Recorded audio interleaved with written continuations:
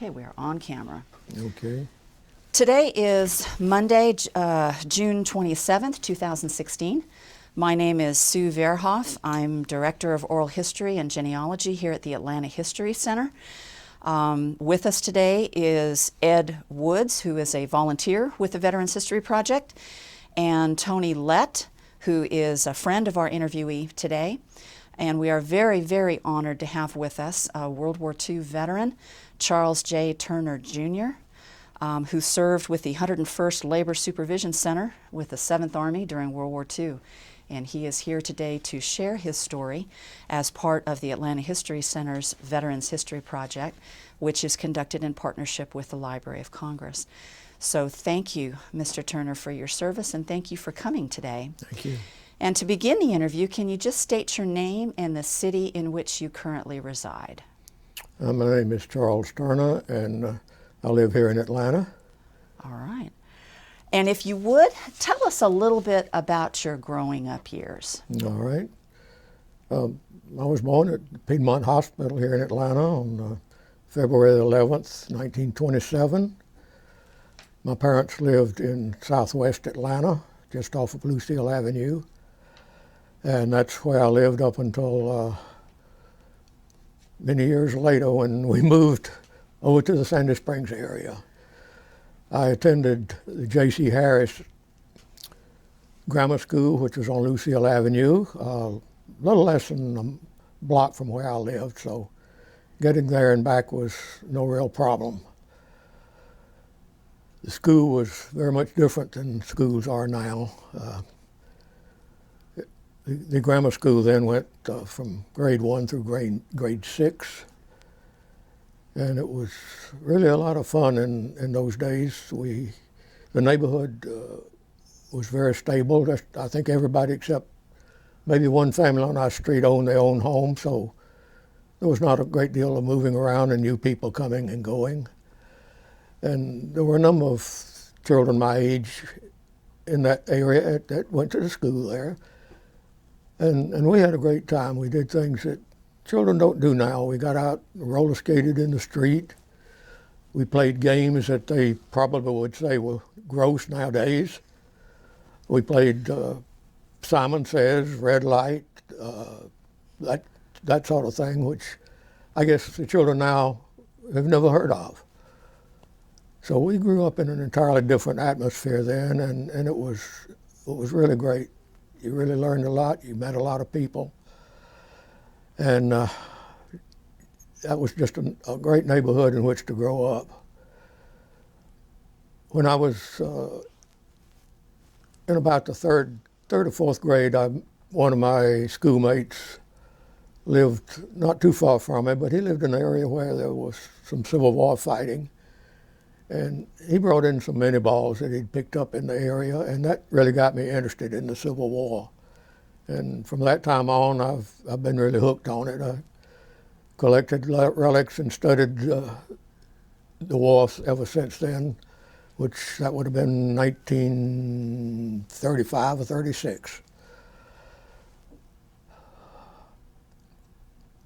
I also was always interested in weapons, firearms, bows and arrows, so forth. I got a set of bow and arrows for one Christmas, and ended up shooting at the Atlanta Archery Club, which at that time had a range at, it was called North Fulton Park. It's now called Chastain Park.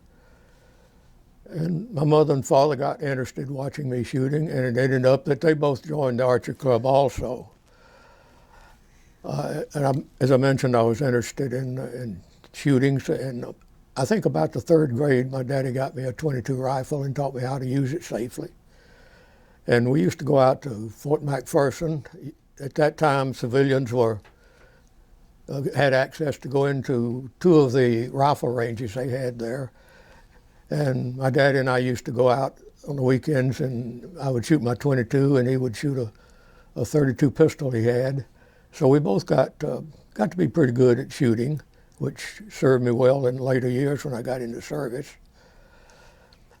I graduated from the grammar school in 1939 And our class then was sent to what was called a junior high school. It was a Joe Brown Junior High on up in the main West End area. It was on People Street. Nowadays they call them middle schools, but our junior high was 7th, 8th, and 9th grade.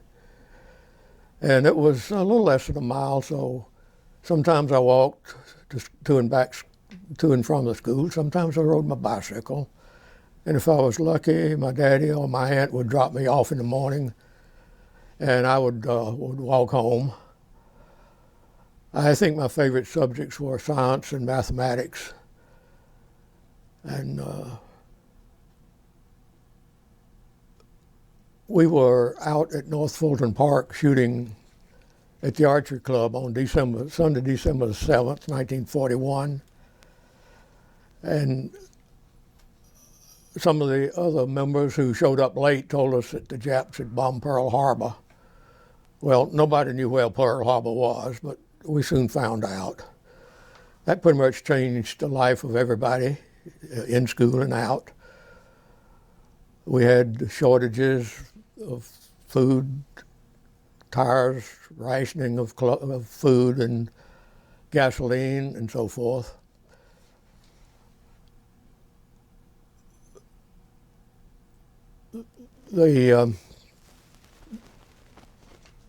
Excuse me.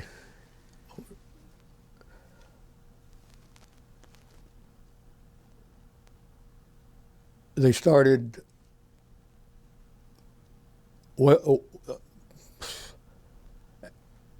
practices for air raids. They had air raid wardens, gave them the pretty little white steel helmets with a nice symbol on it. The air raid warnings, everybody had to close their curtains or turn off the lights so that the airplanes couldn't see anything below. The air raid warden would tour the neighborhood during an air raid drill, and if he saw any lights, he'd blow his whistle and scream and yell to get your lights out. And the one for our area selected me to be a fire watcher. And during the air raid, I was supposed to climb up on the roof and tell him if I saw any buildings on fire, and then he could call the fire engines. Of course, we never had any air raids. He toured the neighborhood one time and came to our house, and he was telling us a secret. He went to the other house and told them the same thing, that there was a German aircraft carrier that they had lost track of in the Atlantic, and they thought it was off the East Coast, and we probably should be watching out for air raids from them any time. Well, the fact was the Germans didn't have an aircraft off the East Coast. They never had an aircraft carrier at all during the whole war. But this is the type of propaganda they put out to get the people in line. They had scrap drives where you turned in all your pots and pans. The ladies turned in their nylon stockings to make parachutes. And all that was more or less propaganda too.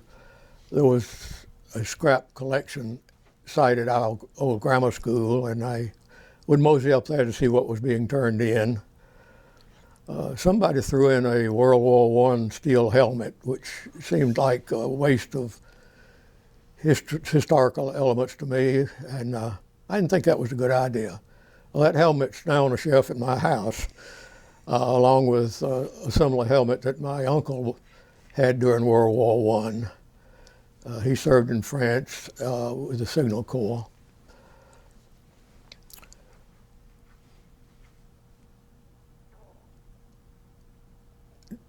After junior high school, we had a choice of high school to go to. The boys had a choice of boys high, tech high, or commercial high. The girls had a choice of girls high, commercial high. And the schools were about what the name implies. The boys high was primarily a college preparatory school. The guys who wanted to go on to a high degree of learning all went to boys high. The ones who wanted to follow commercial office type work went to commercial high. And we used to say that the ones who didn't want to do anything went to TAC High, which really wasn't true. It taught all types of technical courses for those who really weren't interested to go to a higher degree of learning.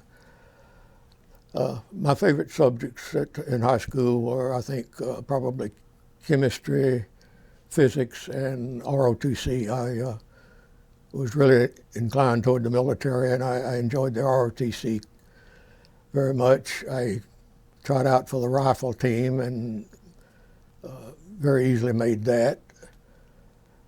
And I took the test and ended up as a cadet second lieutenant before graduation. Our history teacher was very much a Civil War enthusiast, and we hit it off pretty good together. He was from Lynchburg, Virginia, and we called him the General because of his interest in the war. And he taught us a lot about particularly the fighting in Virginia, which I was not very well acquainted with. I had particularly followed the Atlanta campaign and knew a little bit about what happened around Atlanta and where the fighting was and so forth. The gentleman we had for a physics teacher was probably the most inspiring teacher that I had any time during my school life, even in college. He really taught us in such a way that it was enjoyment to really learn. And he gave me a lot of ideas about physics and chemistry also, although he wasn't our chemistry teacher. And I did a lot of experimenting in chemistry. At that time, a kid could go into the ST's surgical supply house and go upstairs to the chemistry area and buy anything. I bought quarts of sulfuric acid, nitric acid, hydrochloric acid, which nobody can do nowadays. I mean, you'd end up in prison if you tried to do that now. And I tried making up gunpowder and nitroglycerin, nitrocellulose. Most of it was pretty much of a failure. I did make some pretty fair nitrocellulose, and I took it to the physics teacher, and he showed it to the class. He lit a match and set it off, and it went poof. He says, "Hey, that's great. You really did a good job there." And I mean, it was really a ball. I reached my 18th birthday while I was in my senior class. The draft board allowed me to finish my high school before they summoned me to service.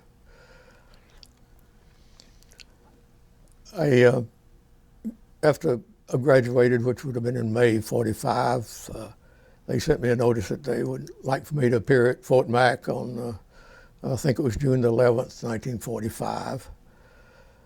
And needless to say, I followed their instructions and went out there.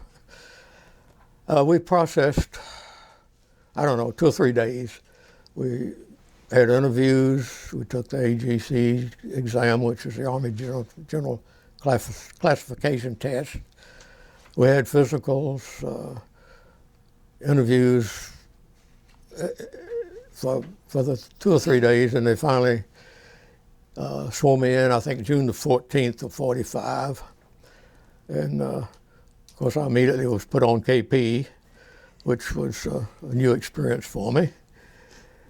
And how did your parents feel about your military? I think my dad was proud of him, but my mother was pretty upset about me leaving home. I'd only been away from home one time in my life, and that was when I visited my aunt and uncle who lived on a lake in Louisiana. And we spent a couple of weeks with them, or I did. And it was a nice vacation. We fished and swam. And I had pretty much a good time. But after we were at Fort Mac and got sworn in, they put us on a train late at night. They seemed to like to ship people at nighttime. It was pouring down rain, and we headed out, and we had no idea where we were going. We slept most of the way, and about 12 o'clock, I heard a lieutenant tell someone that in an hour we would be at Macon. So I knew right off that we were being sent to Camp Wheeler, which was located just outside of Macon, Georgia. We arrived there somewhere around 2 o'clock in the morning. And they unloaded us and marched us up to the barracks where we were going to be stationed. We slept, and the next morning, bright and early, they woke us up. We went to mess hall. Then they put us on detail to clean out some adjacent barracks that were being prepared for the rest of the people who would fill out our company. After a couple of days, the remainder of the company showed up and filled up the barracks, and then we started, sure enough, our 17-week basic training, which consisted of all the things that you do in the Army.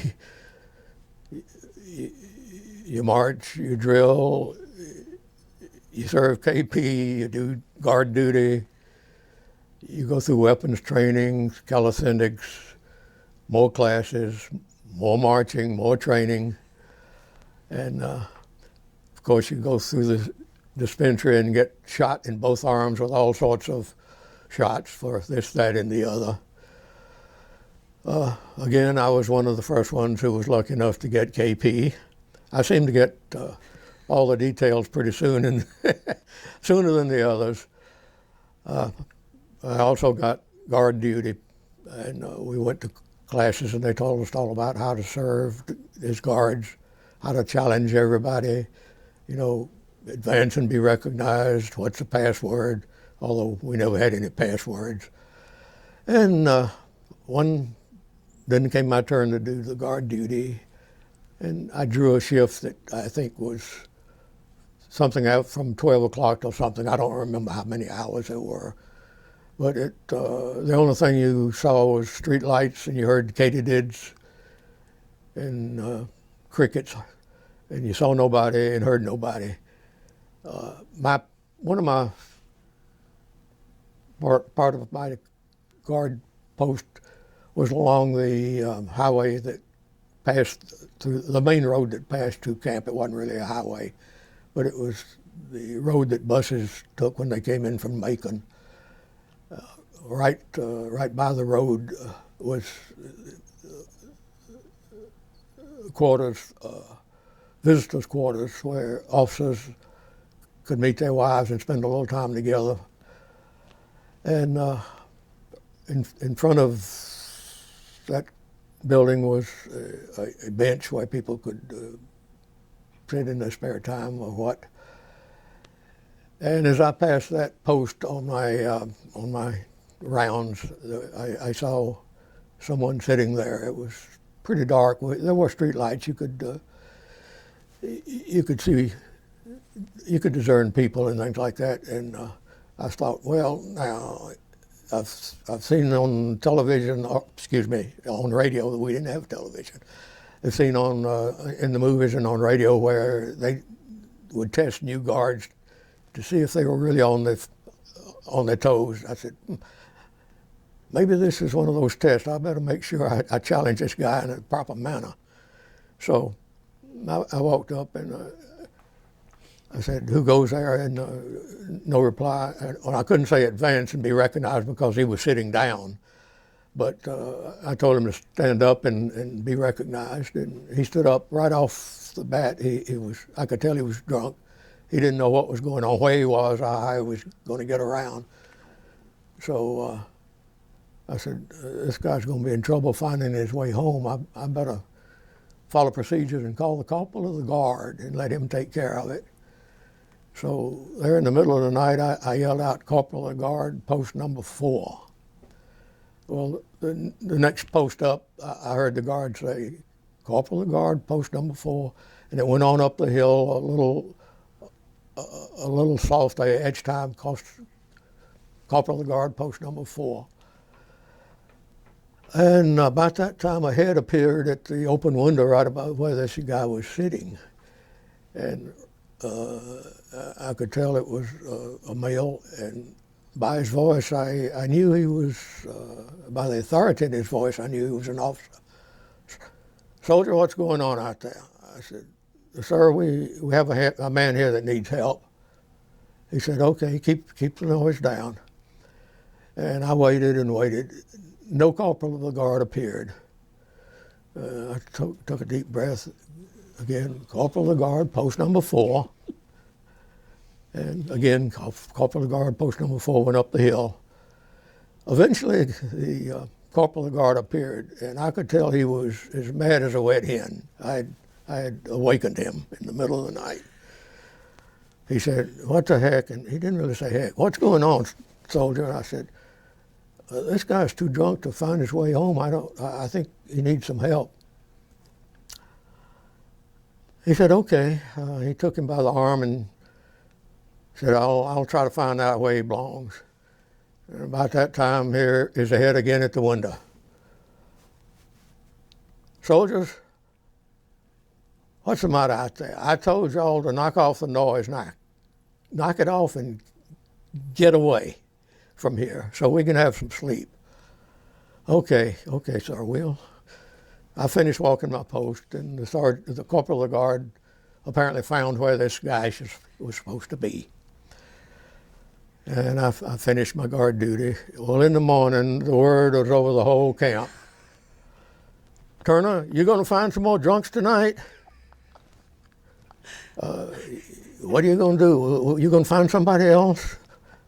And pretty soon it died down, and we went on about our business. But it made quite an impression, I think, on the new recruits here in my company. When we went on with our training, and the part I enjoyed most were the weapons training and the weapons courses. And we were trained with the M1 rifle, the M1 carbine, the model 1919 machine gun, A4 and A6, bazooka, and mortars, hand grenades. I enjoyed all of the ranges we went to where we got to shoot weapons or throw grenades or even learn about the various weapons. With the M1, I qualified as an expert and I was second place in score in our whole battalion. And again, that served me well further on in the service. Can we break? Yes, sir. Back on camera. Our barracks were of two types at Camp Wheeler. They had the two-story barracks, and they had the single-story ones, which were long, slender buildings with a row of cots down each side. I think each row had probably 14 or 15 cots, so there were something like 28 to 30 inductees in each of the barracks. I ended up next to the end of one of the rows, and 2 bunks down from me was one of the 2 non-commissioned officers who were stationed in each barracks. And the one next to me was a corporal from California. Don't recall his name at the moment, but he was very helpful and very cooperative. He didn't yell and scream at anybody. He tried to help us learn the ropes, how to train, and what was going on. His name was Corporal Lomax, I recall now. And pretty soon after we got there, I had in my barracks bag a little Confederate flag about maybe 16 inches in length. And I took some thumbtacks and pinned it to the wall at the foot of my cot. He was watching and he came and looked and said, "Private Turner, why do you have a British flag up there?" And I blinked a little bit and said, "Corporal, that's a Confederate flag." He looked at it and said, "Oh, okay." And that was the only remark that was ever made. Nobody commented on it, criticized it on any of the inspections, and I suppose we had people up to the rank of major probably that came through inspecting, and no objections to it. Things would be quite different nowadays. We went on with our training, went through all the various classes, and one of the highlights, I guess, maybe was running the infiltration course. At that course, they had a pretty big field with barbed wire strung over it, about a little more than a foot overhead. And we had to carry our rifles and crawl under that barbed wire from, maybe 100, 150 feet without standing up or without getting up above the wire. And so add a little encouragement to us not to violate the wire. They put out live machine gun fire over our heads. And we had to crawl along on our belly like a snake with 30 caliber machine gun rounds about a foot over our heads. And always wondered what would happen if one of those rounds had not fired properly and had gone off a little low. But we had no problem. We successfully negotiated the course, and nobody got damaged or wounded. As I said, the course lasted for 15 weeks. The last, not the last two, but nearly the last 2 weeks, we went on bivouac, which was 2 weeks spent in the field, sleeping in the pup tents, eating K rations sometimes, eating at a mess hall sometimes, or a field-provided mess hall. And that was sort of exciting and pleasant. We did a lot of weapons firing and training. And after that, we spent the last 2 weeks of basic training more or less winding up what we did, taking final courses. And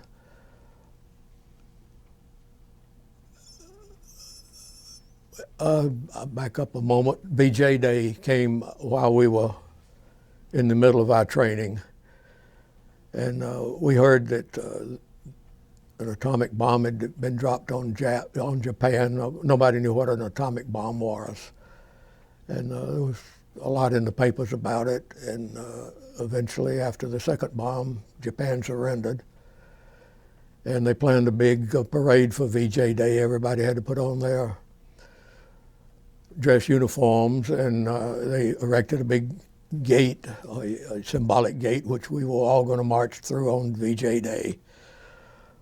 Well, this was of course, in July, and it was probably 100 degrees or so. And we stood around for hours waiting for our turn to march through the gateway. Everybody got out of timing on their planning, and it ended up that we had to double time about a mile to the gate and walk through and go through that at double time in our dress uniforms, which presented a little problem with the heat, but we did it, and that celebration was over, and I'll go back to the end of our training. Break, please. Back on camera. when our 17 weeks was completed, they indicated that we were going to be sent to Camp Pickett, Virginia.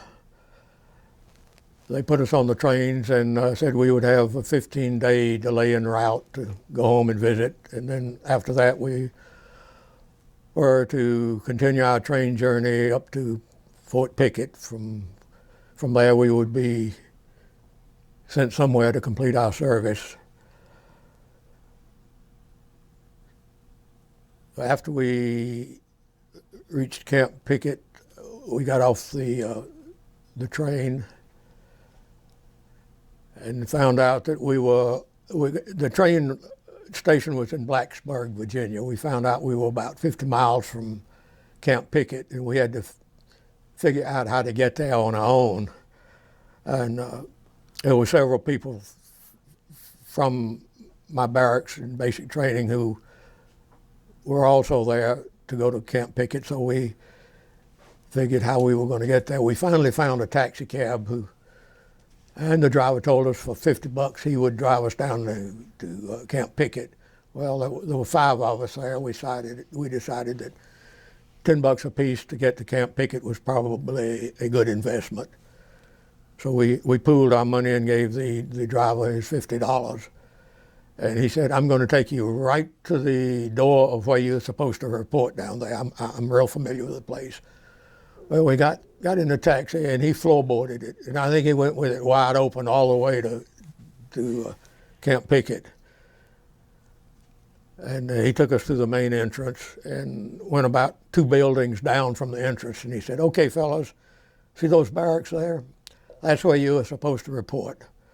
And he took off looking for more customers, I suppose.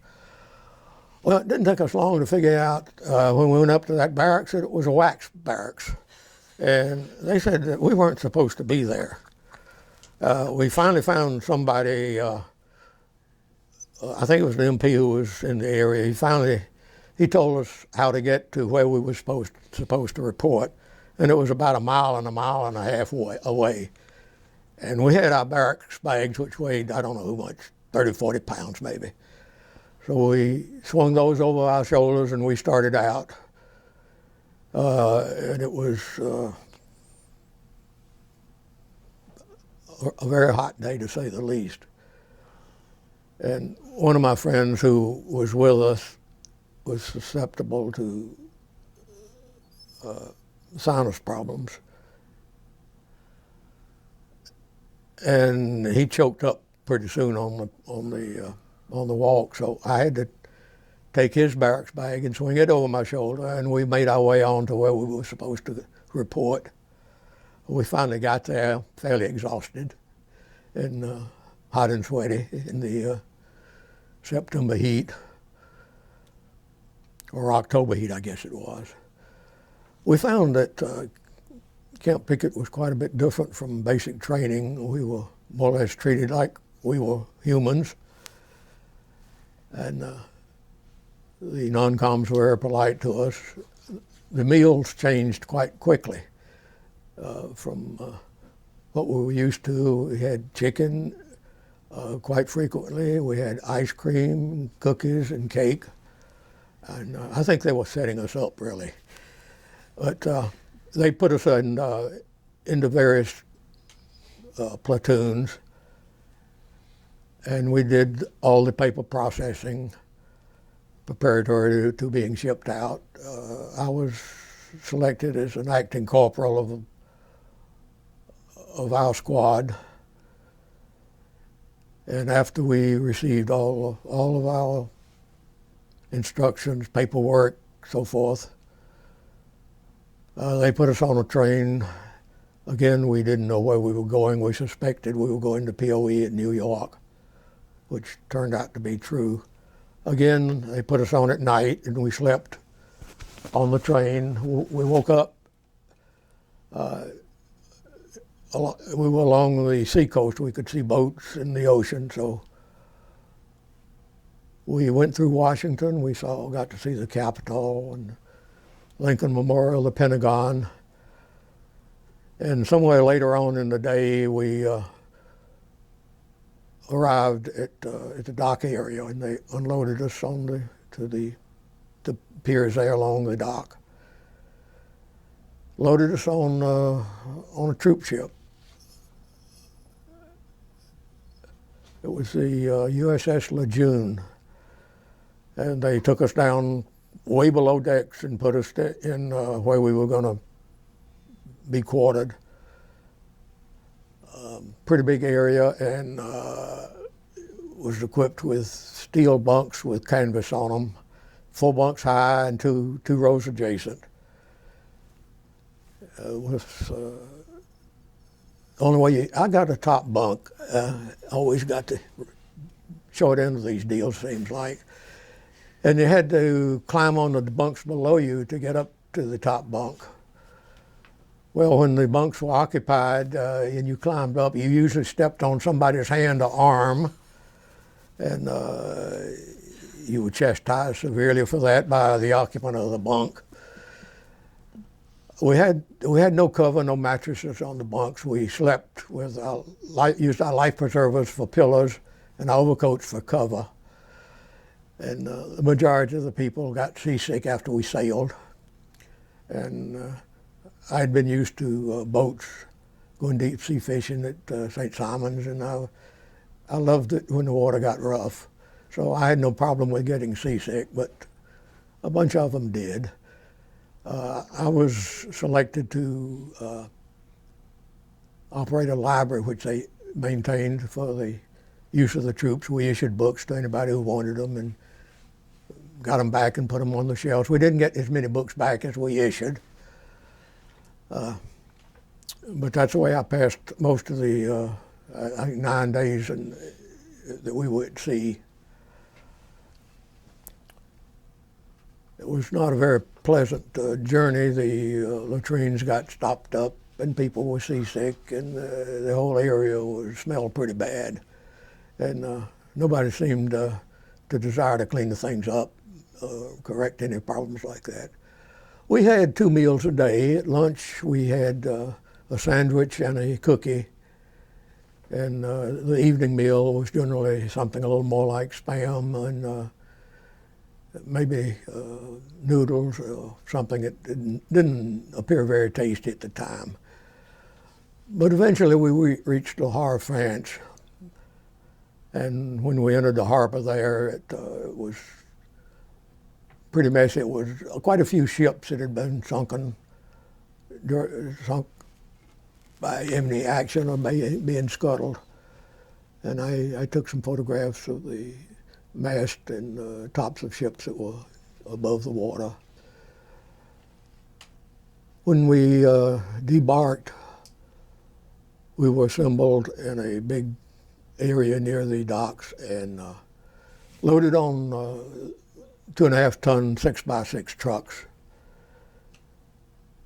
and started off up the coast to the north from Le Havre.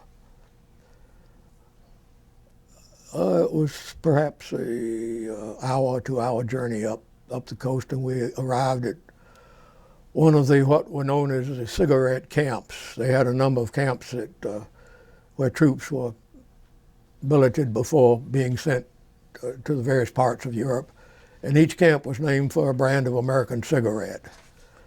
We happened to arrive at the camp that was called Pall Mall, and that was at a small French village. It was really a thermal recreational site for the French. They were pretty elaborate brick houses. And later I learned from one of my neighbors who toured Europe a number of years after the war, and she went to this area, which the name of the town was Etretat, and they had rebuilt the village, and she talked about what a nice summer recreational area it was. Well, it wasn't at the time I was there.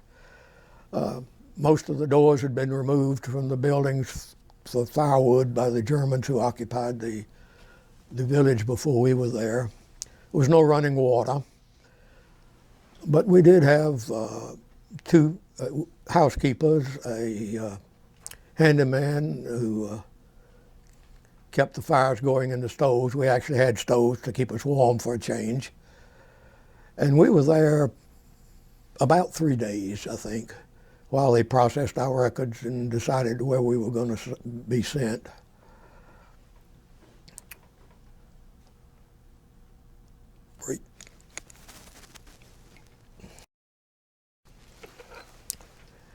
They loaded us on boxcars, area near the camp.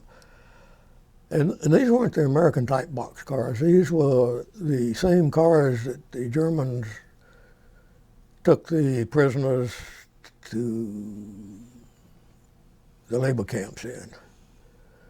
There were slats in the floor. You could see the tracks beneath you. They had shutters on the walls that you could open and see out. And they loaded us so many on each car that it was hard for everyone to sit down at the same time. Well, we started off, we didn't know where we were going, and we didn't know where we were going for about 3 days. The trains would stop for meals and to let us go to the bathroom about 3 times a day. Our meals were served in what looked like old carnival tents. They had tables and chairs in there, and the chow line which you went through. The food was cooked by German PWs, and it was served by German PWs. And the food was really quite well done.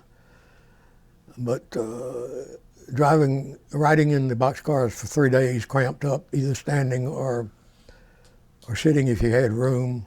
Sometimes you had room to stretch out and sleep. We finally arrived at a town called Erlangen, Germany, which was about 50 miles from Bamberg, which was a fairly good-sized town. We were unloaded from the trains and carried a march to the barracks where we were going to be stationed while we were processed there again. These barracks turned out to be an old German army barracks. All the signs on the wall were in German. They had the German insignias all over the walls and rooms and so forth. We ended up in a room of about 19 people. The first thing they told us was, don't go out at night unless you go with someone. It said it was still dangerous. There were, I believe they were called werewolves, which were German units who still thought the war was going on, and they took every opportunity to kill Americans if they could find them. And it happened occasionally in that area, but we did not venture out at night, so we were successful in staying alive. After we were there a couple of days being processed as usual, going through the same form filling out and being interviewed, they told us we would be divided into 2 groups. One group was going to the 7th Army, and the other group was going to what they call the 9th Labor Supervision Area. Well, nobody knew what that was, but we were soon to find out because I was assigned to that group. We were loaded on 6x6 trucks again and headed out. I think we rode for a number of hours. I don't recall now how long. But it was in the snow and the sleet, and the roads were pretty messed up. And we had one rear-end collision in which the people were thrown around in the truck pretty severely, but nobody was hurt. The roads finally thawed out enough for us to keep on. We went through Frankfurt and arrived at Mannheim, which was the headquarters of the 9th Labor Supervision Area. They immediately divided us again and loaded us on more trucks. And we will be, the group I was with, I think there were 14 or 15 people. We were being sent to the 181st Labor Supervision Area, which was about 50 miles north of there. We started out and went back again through Frankfurt, which we had just come through that day, and ended up at a town called Neu-Isenburg, which was about 8 or 10 miles outside of Frankfurt. They unloaded us, called the roll again, loaded us, three of us on another truck, and we headed out again for another truck ride. Perhaps 30 or 40 miles, we arrived at what was one of the labor supervision companies. We were unloaded, the three of us were unloaded there and assigned, there were two of us there. We were assigned to barracks where we were going to live, and then we found out what the labor supervision units were. Each company maintained about 500 German prisoners of war. We had a Polish company who guarded the prisoners, and the prisoners were sent out each day to repair war damage. The ones from our camp, our company camp, were sent to repair 2 bridges over the Main River, which had been bombed or destroyed by the Germans as they were retreating. And the purpose of the American troops there were 7 enlisted men, 2 officers, were to maintain the records of the Polish guards, the German prisoners, supply each with food, supplies, and see that they did their job as they were supposed to. The company commander learned that I had taken typing in high school and was fairly good at typing, so I immediately became the company clerk. The records of the prisoners were several months behind time, so he immediately assigned me to bring everything up to date, which took me days and some night works to finally bring the records up to date, which I did. There was a little side job we had, which was to occasionally inspect by one means or other the Germans to try to filter out any who belonged to the SS. So we had sort of mock medical examinations where the prisoners would have to come through and go by the doctor and undress, and we stood there supposedly as assistants to keep the records and so forth. But our real purpose was to check the prisoners as they went by to see if they had any of the tattoo marks that would identify them as members of the SS. Well, we never found any, but perhaps they did in other camps, I don't know.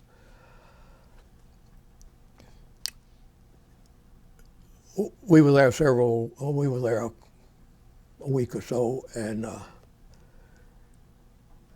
I did all the record keeping, and I learned that what we would do if any of the prisoners escaped was to maintain them on the records for a month.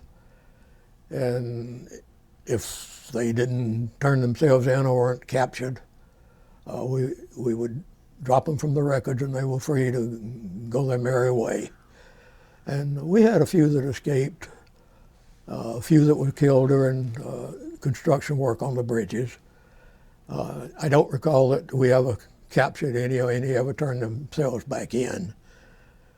But being as many of the Germans who were being released wore German uniforms, old German uniforms, because they had no clothing. So I suspect that these escaped prisoners in their uniforms were not suspected, or there's nothing to indicate that they were escapees. So there was no problem. they went home, I suppose, and thankful to get there. Well, after we had been there at this camp for, as I said, a couple of weeks, they sent word down from the 181st Supervision Center for this other soldier who had come down with me from there in the first place, for both of us to return for interviews at the Labor Supervision Center.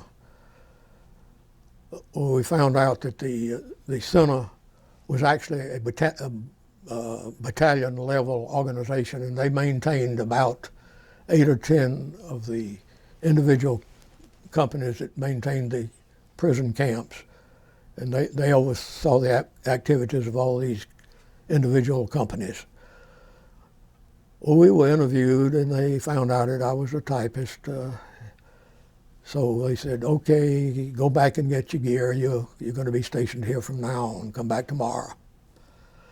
Another truck trip down and back with our equipment. And I ended up as a clerk, the file clerk and typist.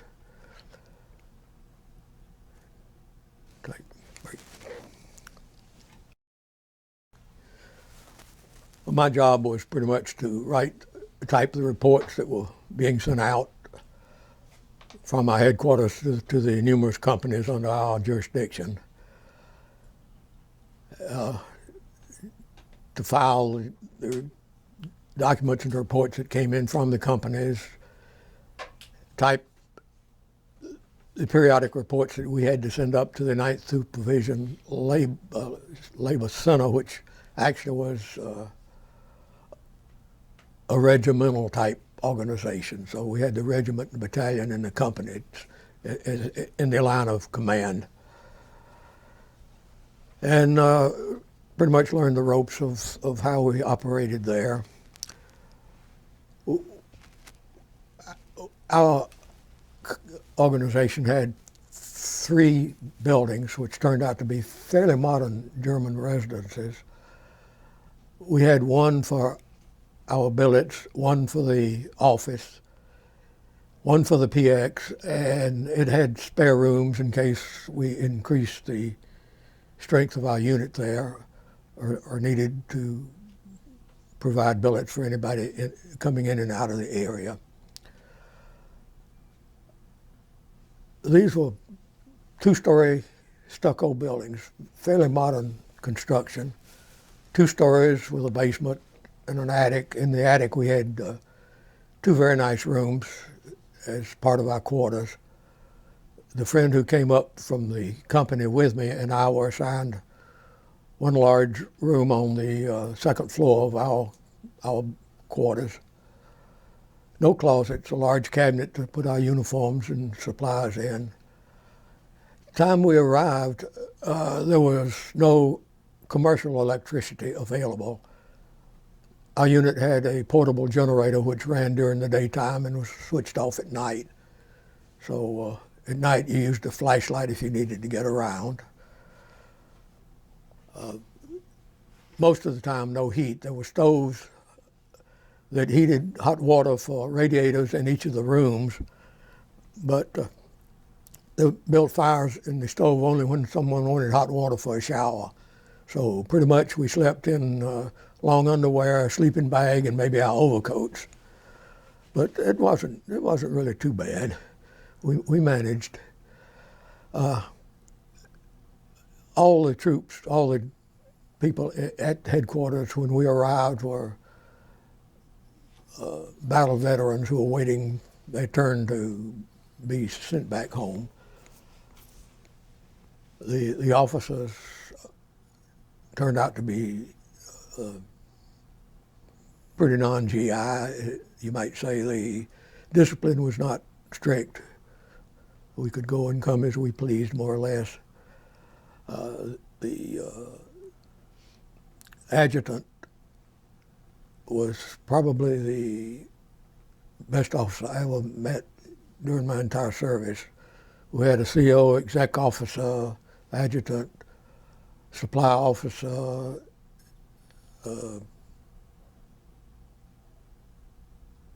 one other who did supply and PX type work. And we got along pretty well with the officers of the enlisted men and officers got along well. In the summertime, we played baseball together. Winter time, we played football together. So during those, there wasn't much private, sergeant, lieutenant type conversation. It was pretty much recreation. And, otherwise, on weekends, we pretty much had time off, and we could walk around the area. Sometimes we could check out a Jeep and visit nearby towns, which I did a lot. Took hundreds of photographs. Film was not available in the PX, but I found out, fortunately, that in the town there was a German factory who produced photographic film. I don't know for whom or for what, but if you took a few cigarettes or a little coffee down there and went in the back door and knocked on the window, there was a gentleman who would come to the window and give you several rolls of 35 millimeter film with no questions asked. So we were well supplied with film for taking pictures. So as I say, I got hundreds of pictures I took in the area of a lot of it, of the war damage, of the inhabitants, and pretty much of the beautiful country.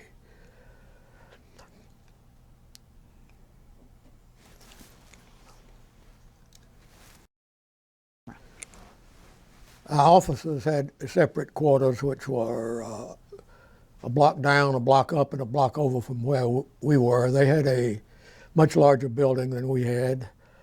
They had a German cook and a German handyman to take care of the building. We had two German ladies who spoke perfect English, who were typists for us. We also had a German cook who spoke spoke English pretty well, and also a German who served as carpenter for any carpenter work we needed to have done around the area. The German civilians pretty much left us alone, even though we were right in the middle of their town. The children would come around us when we were out walking and want chewing gum and candy, which we always gave them if we had any. We would go to the German barbershop to get a haircut, and it cost 10 cents, I think, in our currency. We had what they call script, which was printed in marks and given to us as our pay, and we used that to get haircuts or buy trinkets or this, that, and the other. There was actually no hostility between any German civilians and the Americans that I ever saw. We passed them, they would nod, speak, and smile at us. Did not really seem like that they resented our being there too much. As I said, in some of the areas when we first got there, there was this more or less underground who was trying to retaliate against the Americans, but that was not the German public in whole who did that.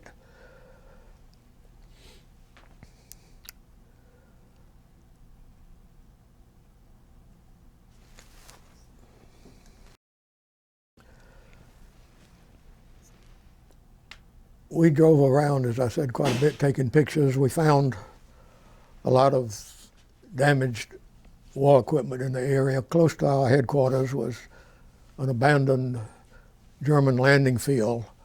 It was just a grass field. There were no concrete runways or anything, and there was an abandoned German FW-190 Focke-Wulf there on the field, which we examined and took pictures of. It was a very large field. We could see the old hangars and administrative buildings across the field. We never went over and looked at them, but enjoyed looking at the cockpit of the FW-190, and I did take pictures of it. Another area where we found damaged equipment was along the secondary roads, the cobblestone roads. The Germans had cut back into the forest, which generally came right down to the roads. They cleared areas and put the fighter aircraft in those areas and would taxi them out onto the cobblestone streets and take off on their attacks on the American planes. And they would land and then taxi back and hide the planes back off the road, cover them with camouflage netting, and pretty well kept them out of sight. We found several of these which had been attacked by the Americans. All the airplanes were damaged beyond use, but we got to see a number of the different types of the German aircraft.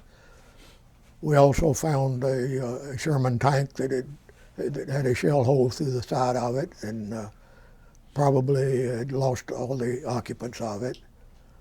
There was an American command and reconnaissance vehicle, which was a small armored vehicle that had a 20 millimeter cannon and armor on it. Ordinarily had two occupants in it.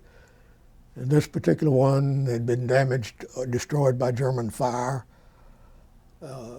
Probably exploded some of the ammunition in the vehicle and set it on fire. The two occupants obviously had not escaped. There were still pieces of their uniform in the vehicle. Of course, the graves registered and people had removed the bodies and taken care of them, but it was not a pleasant sight to know what had happened there. As we got new replacements in and the people with points from being over there long enough to see action were circulated back home. We got new people in, and the sergeant major who was head of our office was sent home, and we all moved up a rank. I got to be a chief clerk and elevated from corporal to buck sergeant. This process went on throughout the year. I finally ended up as the sergeant major in charge of, I think we had 8 or 9 enlisted men. And I was elevated from staff sergeant, which I was at that time, to technical sergeant, and kept that rank for the rest of the tour. Finally, after the allotted time, it became my turn to qualify for being sent home. The orders finally arrived, and I was to report with one of the members from one of our companies who had gone through basic training with me. And we were to report at the 3rd Replacement Depot at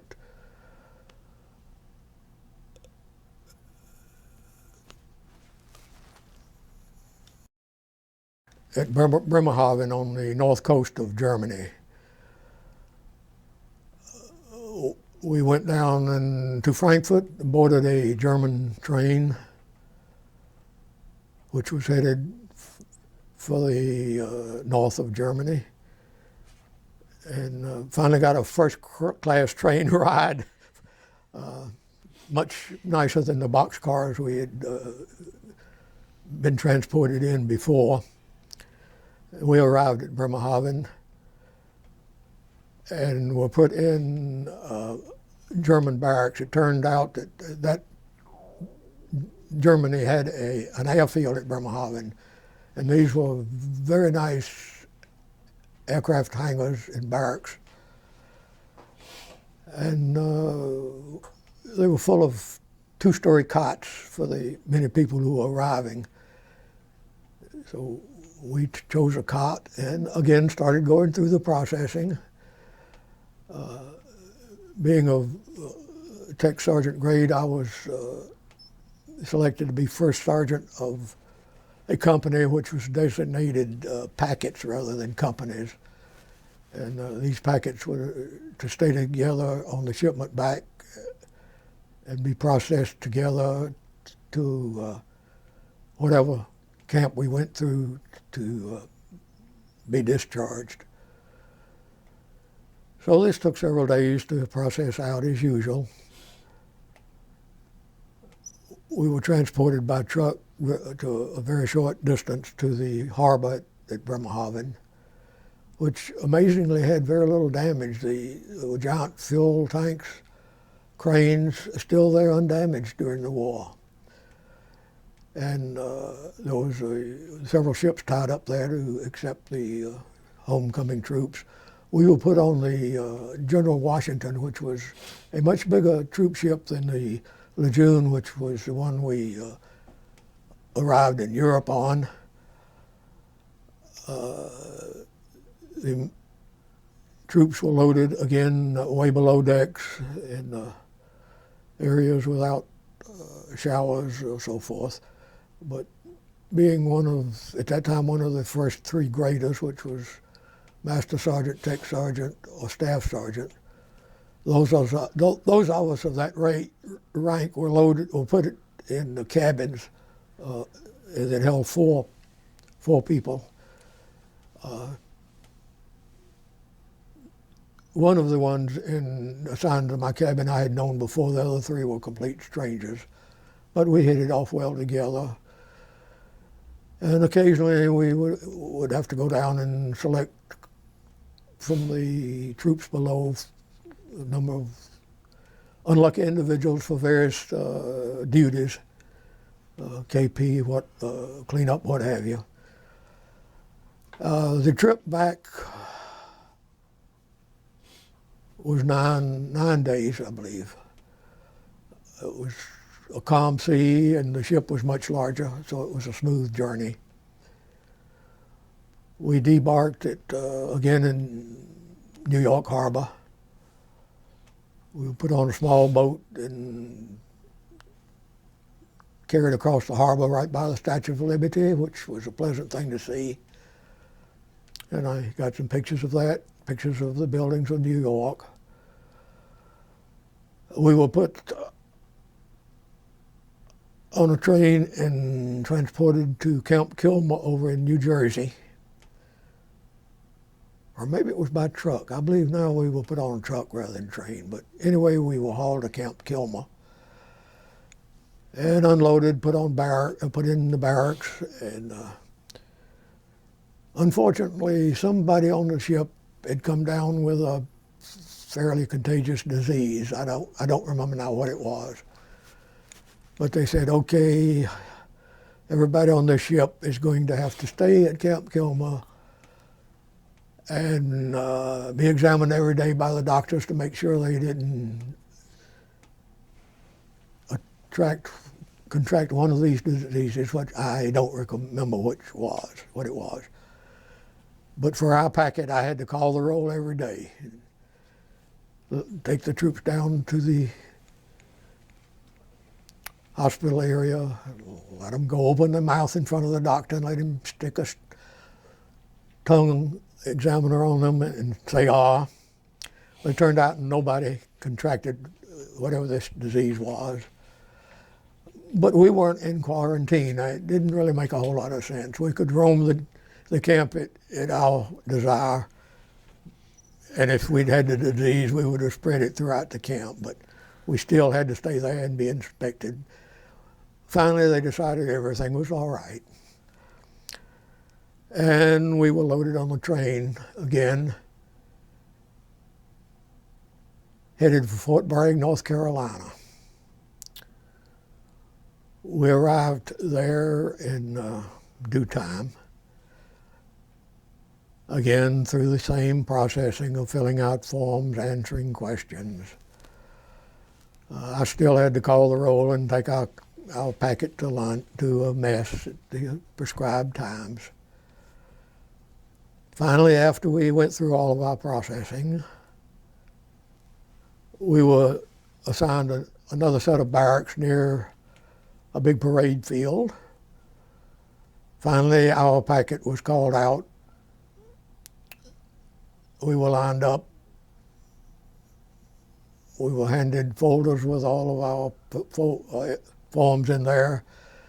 Marched up to a little platform where a major shook our hands and told us what a good job we had done, handed us our discharge, and we were free to go. Some of us, well, some of us, all of us, no. Excuse me, I gotta collect my thoughts a minute. Sure. The major handed us our discharge papers, and we were free to go. But they were not going to supply us any transportation home. It was up to us to get there the best way we could. So a couple of us who were headed for Atlanta went down to the bus station, Greyhound bus station. We bought tickets to Atlanta. And we climbed aboard the bus, and away we went. Again, during the night, we arrived at the bus station in Atlanta about maybe 2:30 in the morning. I had to find a taxi. There weren't any readily available, so I had to hunt around and find a taxi that could take me home to West End, Atlanta. And I got home something after 3 o'clock in the morning, and rang the doorbell.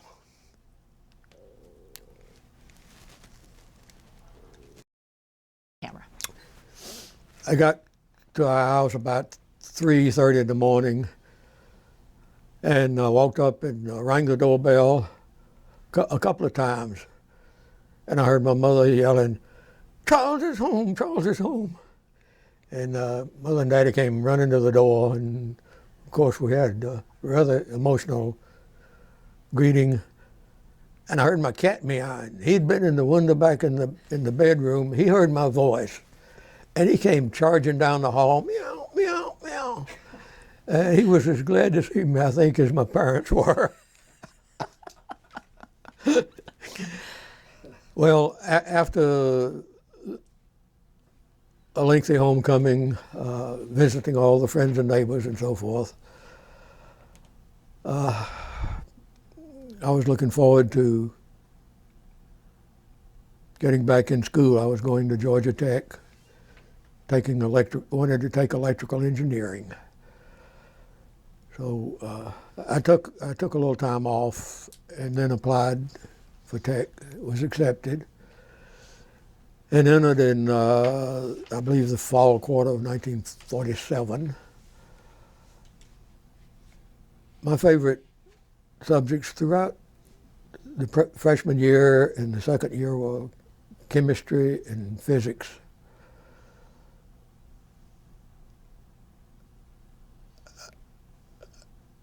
I did pretty well in both subjects. Went through the 4 years there. Graduated with honors, a member of the Phi Kappa Phi Honor Society. Got my diploma. Went to work for Lockheed, who had taken over the old Bell bomber plant in Marietta, and they were modifying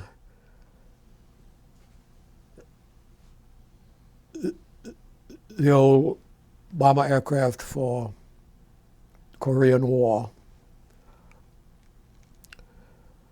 I worked there for about 2 years and decided that I really needed a little more education. I returned to Tech to earn a master's degree in electrical engineering. They were kind enough to give me leave to go back to school.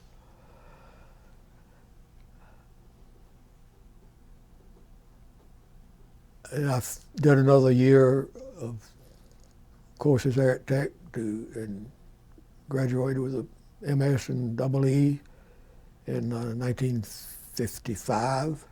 I went back again to Lockheed,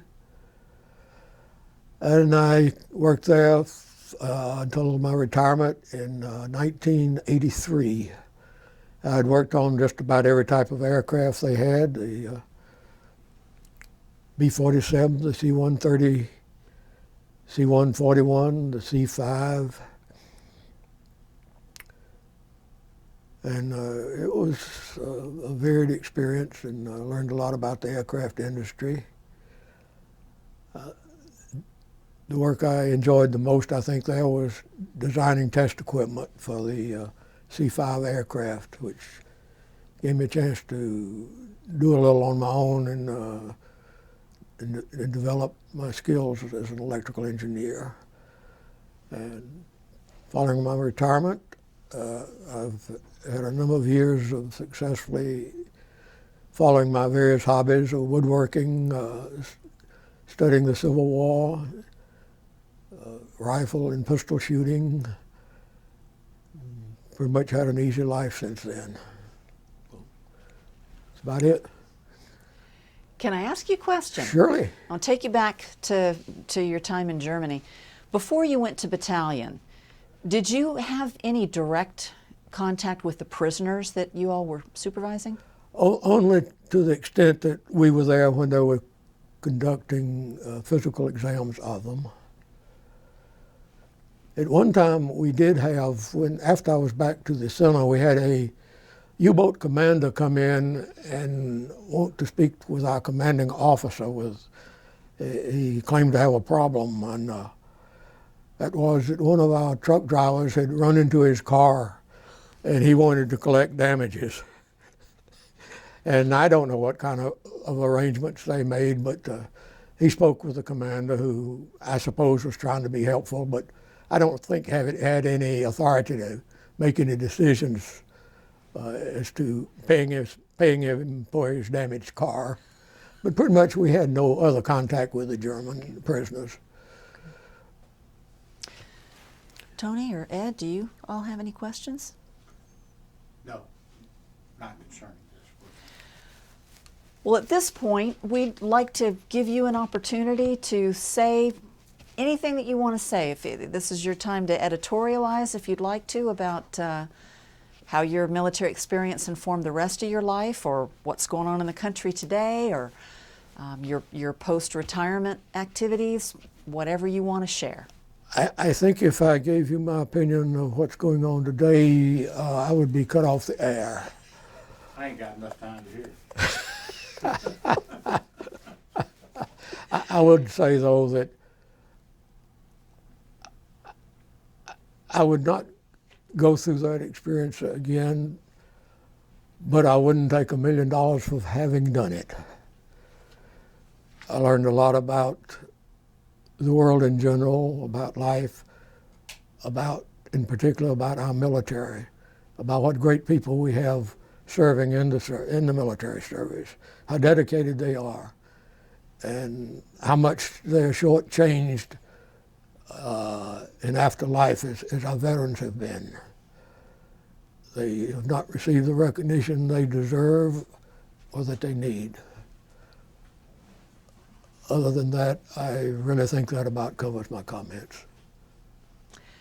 Well, I think that's a good way to conclude the interview. This has been a fascinating story, and your power of recall is phenomenal. You did some amazing things, and you've shared a side of post-war and the occupation of Germany that few people know about. So we thank you for that. We thank you for your service, and thank you for coming in today. Thank you very much for the opportunity. Yes, absolutely. All right.